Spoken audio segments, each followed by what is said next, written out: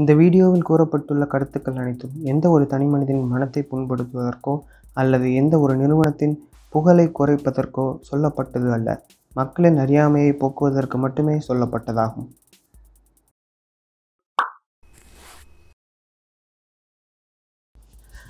Open பண்ணா first day of college எடுத்தோன்னே principles address அப்படின்னு சொன்னாங்க.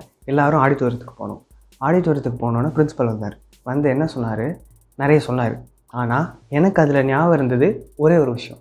என்ன அப்படின்னா, போன வருஷம் அமேசான் வந்தாங்க, 3 பேரை ரெக்ரூட் பண்ணிட்டு போனாங்க, 27 LPA பேக்கேஜ் கொடுத்தாங்க அப்படின்னு சொன்னாங்க. உடனே பாக்கெட்லேருந்து ஃபோன் எடுத்து கேல்குலேட்டருக்குள்ளே போய் 27/12 அடித்து பார்த்து 2.25 lakhs அப்படின்னு வாயை பிளந்து அதை வச்சு கனவு காண ஆரம்பிச்சாச்சு. வீடு, காரு, பங்களா, BMW வாங்கலாமா, ஆடி வாங்கலாமான்னு ஒரு கன்ஃபியூஷன் வருதுல. அப்படியே காற்றுல மிதக்க ஸ்டார்ட் பண்ணியாச்சு.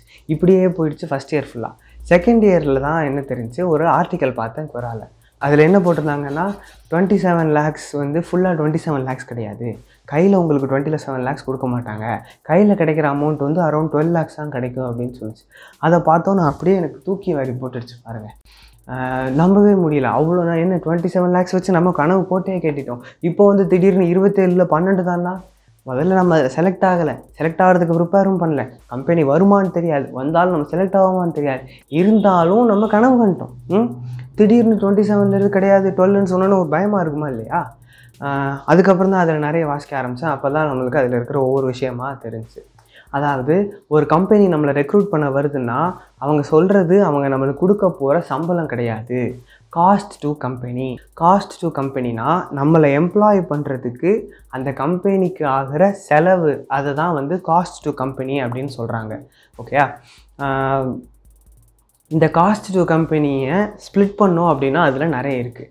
முதல்ல வந்து பேஸ் சேலரி, அதாவது இதுதான் நம்மளுக்கு கொடுப்பாங்க. ஓகேயா? இந்த பேஸ் சேலரி வந்து அமேசானில் 11லேருந்து 13 lakhsக்குள்ளே வரும். அதுக்கப்புறம் இந்த காஸ்ட் டு கம்பெனி வந்து டோட்டல் 27 lakhs சொல்லியிருக்கோமோ, அதில் 11 to 13 lakhs வந்து பேஸ் சேலரி. இதுக்கப்புறம் என்ன, ஜாயினிங் போனஸ், ரீலொகேஷன் போனஸ் அப்படின்னு சொல்லிட்டு ஒரு 5 lakhs தராங்க. இந்த 5 lakhs வந்து எப்படின்னா 2 வருஷமாக ஸ்ப்ளிட் பண்ணி தராங்க. முதல் வருஷம் 3 lakhsம், செகண்ட் இயர் வந்து 2 lakhsமா ஸ்ப்ளிட் பண்ணி தராங்க இந்த ஜாயினிங் அண்ட் ரீலொகேஷன் போனஸை. அதுக்கு அடுத்தால ஒரு 10 lakhs ஒர்த் ஆஃப் அமேசான் ஷேர்ஸை நம்மளுக்கு தராங்க. அது வந்து ஒரு 5 year பீரியடில் ஸ்ப்ளிட் பண்ணி தராங்க. ஸோ இதெல்லாம் பார்த்ததுக்கப்புறம் தான் தெரிஞ்சிச்சு, காஸ்ட் டு கம்பெனினா அதுக்குள்ளே இவ்வளோ இருக்கும். ஜஸ்ட் அவங்க கொடுக்குற காஸ்ட் டு கம்பெனி அமௌண்ட்டை நம்ம வந்து பெர் ஆனம்னு அசியூம் பண்ணிக்கிட்டு 12ஆல் டிவைட் பண்ணி அதுதான் நம்மளோட சேலரியாக இருக்க போகுதுன்னு அசியூம் பண்ணிடக்கூடாது அப்படிங்கிறது புரிஞ்சிச்சு. ஓகேயா? ஸோ இதில் வந்து இவ்வளோ இன்வால்வ் ஆகிருக்கு. இப்போ காஸ்ட் டு கம்பெனின்னு இருக்குது. இப்போ இதெல்லாம் இப்போ நான் இது சொன்னது வந்து ப்ரீ டேக்ஸ்ட் அமௌண்ட். இதில் வந்து அதுக்கடுத்தால டேக்ஸும் இருக்கும். ஸோ நீங்கள் இதெல்லாம் போக ஒரு அமேசான் எம்ப்ளாயி ஃப்ரெஷராக உள்ளே போகிறப்ப அவங்க கையில் வந்து அரௌண்ட் 1 lakh தான் வாங்குவாங்க. அது இப்போ நான் வந்து அது ரொம்ப கம்மியான அமௌண்ட் மாதிரி சொல்கிறேன், அப்படி கிடையாது. 1 lakh is still very huge amount. ஆனால் நீங்கள் 27 lakhs அப்படின்னு சொல்லிட்டீங்கன்னா 27 LPA அப்படின்னு எல்லாரும் அசியூம் பண்ணிடுறாங்க, லேக்ஸ் பெர் ஆனம்னு அசியூம் பண்ணிடுறாங்க. ஆனால் அது கிடையாது. காஸ்ட் டு கம்பெனிங்கிறது வந்து ஒரு ஃபிக்ஸட் டைமை வச்சு சொல்கிற விஷயம் கிடையாது. அதுக்கு ஒரு டைம் லிமிட் கிடையாது. அவங்க எம்ப்ளாய் பண்ணுறதுக்கு கம்பெனிக்கு ஆகிற காஸ்ட். ஓகேயா? அப்போ அமேசானில் இவ்வளோ தானா? அப்போ மற்ற கம்பெனிஸ்லாம் இருக்குது, எல்லா கம்பெனியும் இதே தான் பண்ணுது. எல்லா கம்பெனியும் காஸ்ட் டு கம்பெனி ஒன்று, அதை தான் வந்து உங்களோட பேக்கேஜாக சொல்லுவாங்க. அது LPA கிடையாது, இட்ஸ் ஜஸ்ட் எல். அத்தனை லேக்ஸ் வந்து உங்களுக்கு காஸ்ட் டு கம்பெனி, உங்களை எம்ப்ளாய் பண்ணுறது கம்பெனிக்காகிற செலவு. அது கையில் கிடைக்கும்னு நினச்சிங்கன்னா கண்டிப்பாக இல்லை. அதில் ஸ்ப்ளிட்டப் வந்து சில கம்பெனிஸ் கொடுத்துருக்கலாம். நான் பார்த்த வரைக்கும் நிறைய கம்பெனிஸ் வந்து அவங்களே ஸ்ப்ளிட்டப் கொடுத்துருக்காங்க. இருந்தாலும் நம்ம அதை பார்க்காம நம்மளாக வந்து இதுதான் மொத்த பேக்கேஜ் போல், இதை 12ஆல் டிவைட் பண்ணிக்கலாம் அப்படிங்கிற மாதிரி நம்மளாக அசியூம் பண்ணிக்கிறோம், which is wrong. And then ரீசெண்டாக கூட எங்கள் காலேஜுக்கு ஒரு கம்பெனி வந்துச்சு. அவங்க வந்து 6.3 lakhs வந்து CTC சொல்லியிருந்தாங்க. ஆனால் அந்த CTC 6.3 lakhsன்னு போடுறப்ப ப்ராக்கெட்குள்ளேயே என்ன போட்டாங்க அப்படின்னா, ஜாயினிங் இன்சென்டிவ் வந்து ஒரு 3 lakhs, அந்த 3 lakhs வந்து ஒரு 3 yearsஸாக கொடுப்போம் அப்படின்னு சொல்லி போட்டாங்க. ஸோ இது பார்த்தா இது அப்போ வந்து நீங்கள் over 6 lakhs அப்படின்னா எங்கள் காலேஜில் வந்து அதை ட்ரீம் கம்பெனி அப்படின்னு சொல்லிடுவோம்.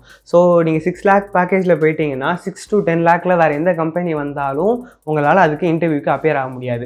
ஓவர் 10 lakhs வர கம்பெனிஸ் தான் வந்து அப்பியர் ஆக முடியும். ஸோ நீங்கள் இதை தாண்டி 9 LPAக்கெலாம் நிறைய கம்பெனிஸ் வரும். அது எல்லாத்தையும் மிஸ் பண்ணுவீங்க இந்த 6.3க்காக. ஆனால் இந்த கம்பெனி 6.3ன்னு சொல்லியிருக்கோம். ஓகே 6.3னா அப்போ டிவைடட் பை 12 பார்த்தீங்கன்னா 50,000க்கு மேலே வருமே ஒரு மந்த் அப்படின்னு நினச்சிட்டிங்கன்னா நோ, அவ்வளோ வரவே வராது. அவங்க ஸ்பெசிஃபிக்காக அந்த கம்பெனி வந்து ஸ்ப்ளிட் அப் கொடுத்துருந்தாங்க, இப்படி தான் நாங்கள் வந்து கொடுக்குறோம் அப்படின்னு சொல்லிட்டு. ஆனால் என் ஃப்ரெண்ட்ஸ் நிறைய பேர் வந்து அதை ப்ராப்பராக அண்டர்ஸ்டாண்ட் பண்ணிக்கல. ஸோ அதனால தான் இந்த வீடியோ பண்ணுறேன். லைக் இது எல்லாருமே தெரிஞ்சுக்கணும். கம்பெனிஸ் சிடிசி தான் மென்ஷன் பண்ணுவாங்க, உங்கள் கையில் உங்களுக்கு கிடைக்க போகிற அமௌண்ட்டை மென்ஷன் பண்ண மாட்டாங்க. ஸோ நீங்கள் அவங்க உள்ளே இருக்கிற அவங்க ஸ்ப்ளிட் அப் கொடுத்துருந்தாங்கன்னா அதை கண்டிப்பாக வாசித்து தெரிஞ்சுக்கோங்க. சில கம்பெனிஸ் வந்து ஹெல்த் இன்சூரன்ஸையும் இதோட சேர்த்துப்பாங்க. ஸோ அது எல்லாமே வந்து சேர்த்து தான் சிடிசி அப்படின்னு சொல்லுவாங்க. அதிகமான சிடிசி கோட் பண்ணுறது வந்து ஒரு பெருமை இல்லையா, அதுக்காக தான், தவிர மற்றபடி ஒன்றும் இல்லை. ஸோ நான் வந்து அமேசான் மட்டும் ஸ்பெசிஃபிக்காக டார்கெட் பண்ணி சொல்லலை, எல்லா கம்பெனிஸுமே இது பண்ணுற விஷயந்தான்.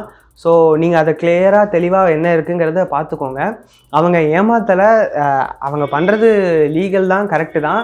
ஆனால் நம்ம தான் விவரம் தெரியாமல் இருக்கோம். ஸோ அதை நம்ம இனிமேல் தெரிஞ்சுப்போம். வேறு ஏதாவது கொஷின்ஸ் இருந்தால் கமெண்ட்டில் கேளுங்க. தேங்க்ஸ் ஃபார் வாட்சிங். பாய்.